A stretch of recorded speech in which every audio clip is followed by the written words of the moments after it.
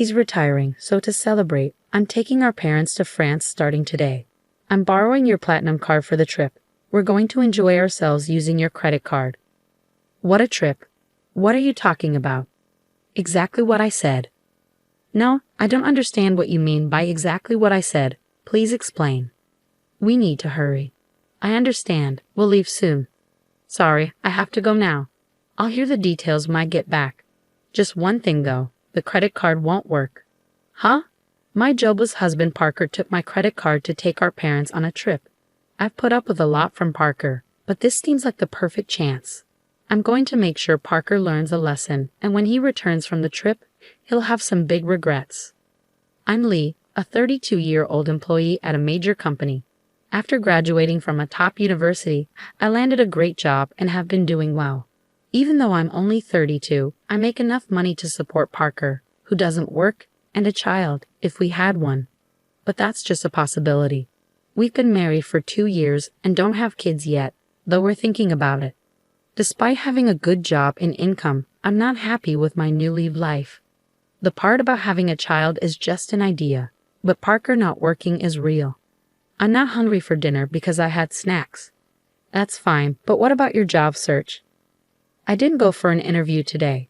I just stayed home looking at job websites. Parker quit his job a year ago and has been looking for work since then. Actually, he's been doing part-time jobs but doesn't keep them for long. He starts a job, quits shortly after, relaxes for a while, then looks for another part-time job. You're looking at part-time jobs again, aren't you? I'm looking at both full-time and part-time. Why don't you stop looking for part-time jobs and focus on finding a full-time position? I know, but there is a right time for everything. I wish Parker would find a steady job, but there's a reason he can't be pushed too hard. He quit his last job because of a conflict over work policies with his boss. That boss was notoriously difficult. Parker stood up to him as the office representative with his colleagues' support, but when the conflict escalated, his colleagues sided with the boss, not Parker. As a result, Parker lost his boss's approval, felt betrayed by his colleagues, and found it hard to stay, so he left the company. Parker, dinner's ready. Can you bring it here? After quitting his job, Parker became withdrawn, staying in his room. After about 2 weeks, he began to come out and help with household chores. I'll do the dishes. Really? Thanks. Then it's all yours. Yeah, I've got plenty of time. Parker joked, but his smile didn't seem genuine. Yet, another 2 weeks later, he started looking for a new job. I have an interview today. Is it your top choice? Yeah, I'm going to nail this one and make a fresh start. I'm rooting for you. Do your best.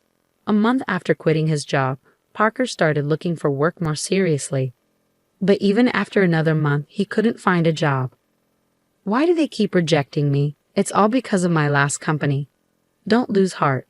You'll find something good. Of course I'm frustrated. I didn't do anything wrong. Parker may not be completely blameless, but what happened at his previous job wasn't entirely his fault either. However, quitting due to interpersonal issues doesn't impress potential employers.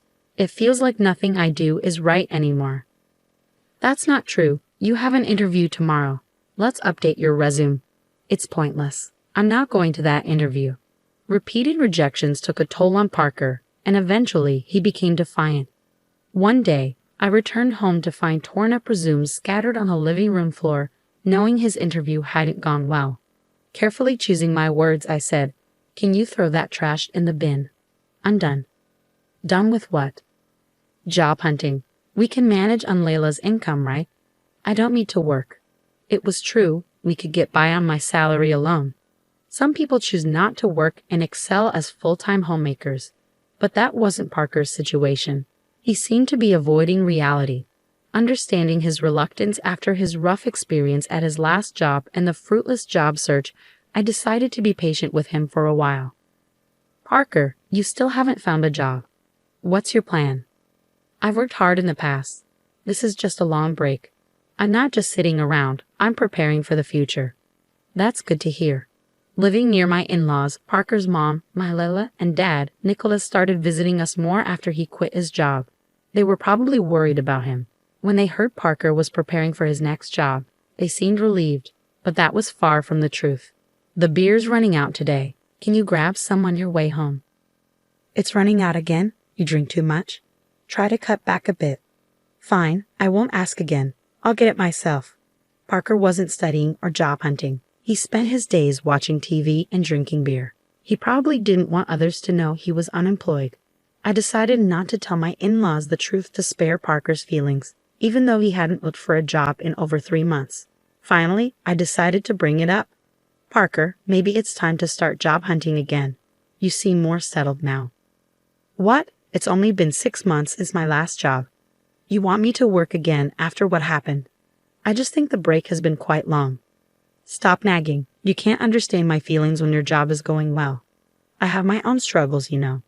Everyone faces work problems and relationship issues. We can work through this together. I understand.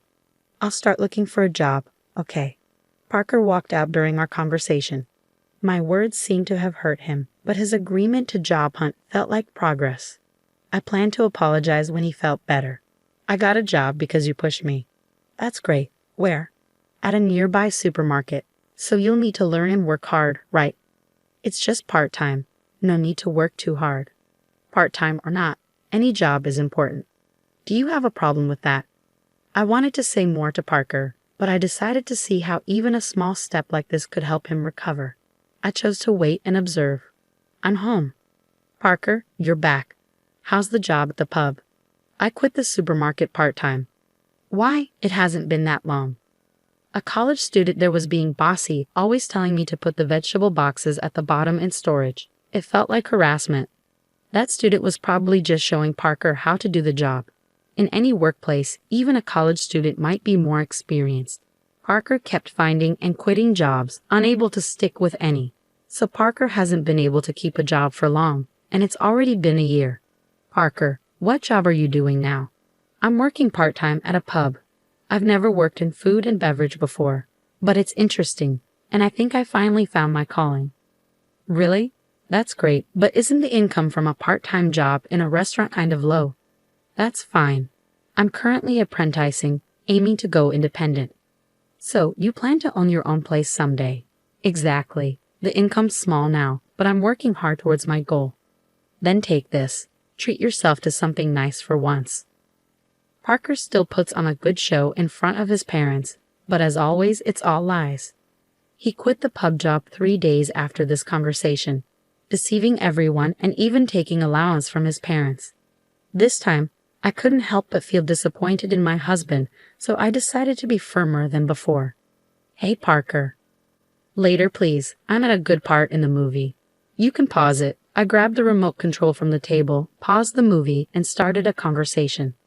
It's frustrating when you pause at the best part. What is it? Parker, you're 35 now, right? You know that's prime working age. Don't you think about the future? Spending all day at home, drinking, and just watching TV. The future? There are plenty of 35-year-olds not working. Many people enjoy life without a job. True, work isn't everything, but those people have something else they're dedicated to. Do you have something like that? Yeah. I know you're upset about me not working. I'll look for another part-time job. Parker seems set on only working part-time. Considering his reasons for leaving his job and his struggles with job hunting, I've been careful not to upset him. But it's time for Parker to get back on track. I need to be firmer. One day at work, I received a text from Parker. Dad's retiring, so we're going to France to celebrate starting today. I'm borrowing your platinum card. We're going to enjoy ourselves on your credit card. I panicked and called him immediately. What do you mean, a trip? Just what I said. I don't understand. Just what I said. Please explain. There are so many things wrong here.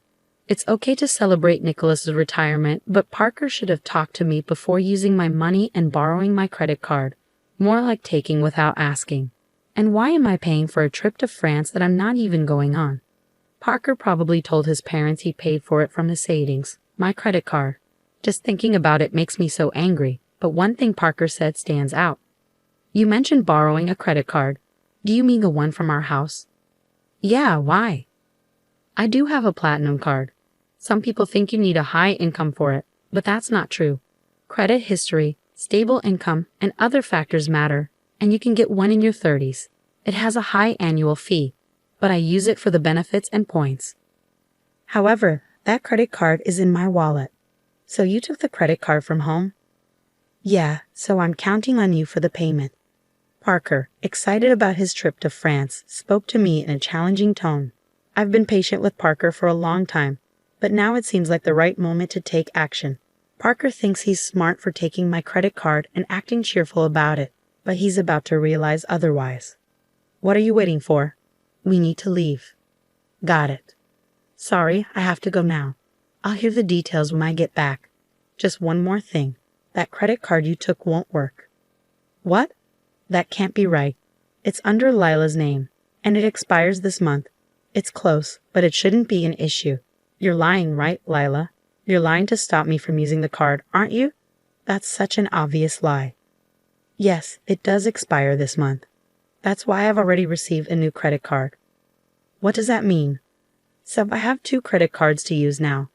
Sometimes, when a new card is activated, the old one stops working. I've already started using the new card, so the one you took won't work. What? Are you kidding me? You think I'm lying. If you don't believe me, I can send you the URL to the credit card website, or you can just try using the card. It would be funny to see you try to pay with a card that doesn't work. This credit card really won't work. Hey, hurry up. I hear his parents calling him in the background, but Parker, realizing the credit card won't work, seems too flustered to respond to them. What should I do? I told them I pay for everything except the round-trip travel. Oh, they covered the flight? Yes, Dad felt bad about covering all the trip costs. What should I do? I'm about to take a cab, and I don't even have money for that. That's not my problem. You said you would pay for everything except the flight. Using my credit card in the first place was wrong. You should pay with your own money. How can I? I don't have any money right now, Parker. You haven't been taking work seriously. It's your fault for trying to impress. Taking your parents on a trip without any money. I'm at work, so I have to hang up now. I just wanted to tell you about the credit card. Wait. I hung up and returned to work. Parker, unable to pay for even the cab, would have to come clean with his parents. That evening, after I finished work, I received a call from my Leila. I heard from Parker. He tried to use your credit card and lied about working. I'm sorry for the trouble. No, don't apologize, my Leila. I'm sorry for the inconvenience with the credit card. Are you okay with the money? We'll cover the cost of this trip when we return. I'll make sure Parker apologizes and starts looking for a job immediately. I'm sorry, my Leila, but I'm considering divorcing Parker. Divorce? Because of this? It's part of it, but Parker has been taking money from me for a while. What? I stopped giving Parker money to limit his drinking. He got a part-time job and started buying his own alcohol. But his part-time salary wouldn't cover daily drinking. Parker was taking money from my wallet to buy alcohol. He repeatedly took amounts ranging from $4 to $40. Over a year, the total became significant. I hadn't been tough on Parker, hoping he would change, but when he took my credit card for his trip, it wasn't just about $42 anymore. This increase in what he took made me believe he had no intention of changing. I understand. Should I inform Parker about the divorce? Could you just tell him I want a divorce?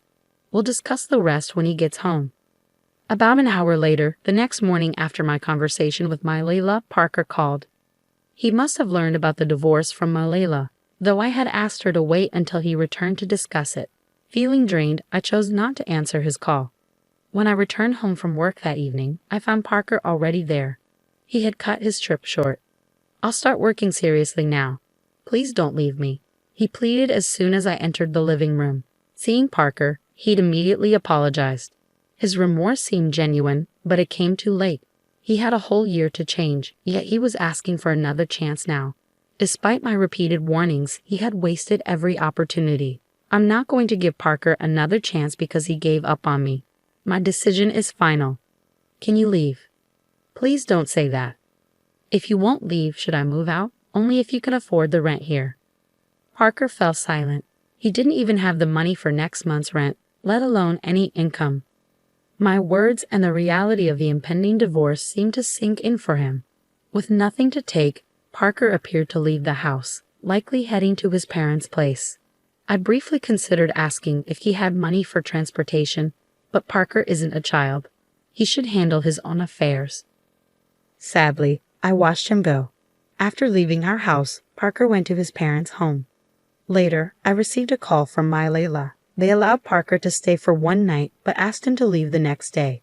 They were concerned he might become too dependent on them if he stayed longer. It must have been tough for them as parents to make this decision, but they felt it was necessary for Parker's sake. Cast out by his parents, Parker returned to our house, pleading with me. "Please help me. I've got nowhere to go and no money." That's the result of your own actions. You need to handle this yourself. Everyone faces difficulties, and while it's okay to seek help sometimes, all you've done in the past year is neglect your responsibilities and do as you please. I didn't allow Parker into the house and turned him away from the doorstep. The divorce eventually went through. Parker was hesitant, but with his parents' support, it happened faster than expected. I'm not sure what happened to Parker afterward, but he's likely still moving from job to job and making excuses. I thought I would feel lonely without Parker, but I didn't. His attitude had been stressful, and I was always careful not to upset him. No longer needing to accommodate him, I've been living more comfortably. Unconsciously, our life together was a burden. I'm relieved I didn't let myself get dragged down with him. Now, I can live without having to cater to anyone else.